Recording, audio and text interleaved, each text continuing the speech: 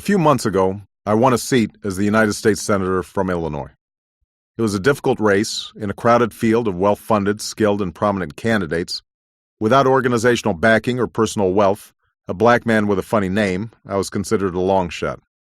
And so when I won, garnering a majority of votes in white areas as well as black, in the suburbs as well as Chicago, the reaction that followed echoed the response to my election to the Law Review. Mainstream commentators expressed genuine hope that my victory signaled a broader change in our racial politics. Within the black community, there is a sense of pride regarding my accomplishment, a pride mingled with frustration that 50 years after Brown versus Board of Education and 40 years after the passage of the Voting Rights Act, we should still be celebrating the fact that I am the sole African American, and only the third since Reconstruction, to serve in the Senate.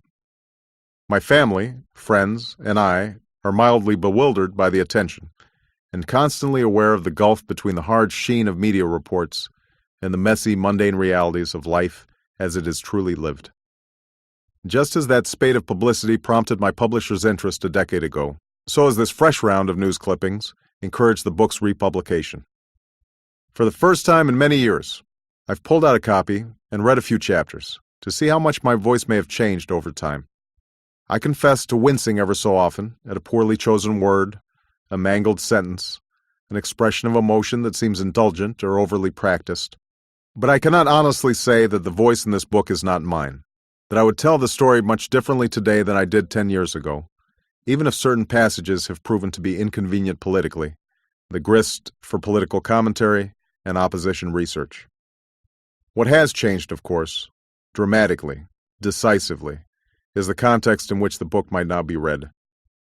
I began writing against a backdrop of Silicon Valley and a booming stock market, the collapse of the Berlin Wall, Mandela, in slow, sturdy steps, emerging from prison to lead a country, the signing of peace accords in Oslo.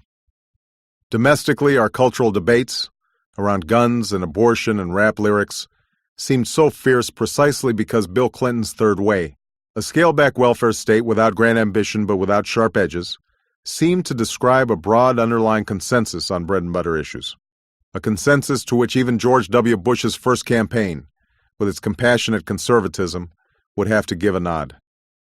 Internationally, writers announced the end of history, the ascendance of free markets and liberal democracy, the replacement of old hatreds and wars between nations with virtual communities and battles for market share.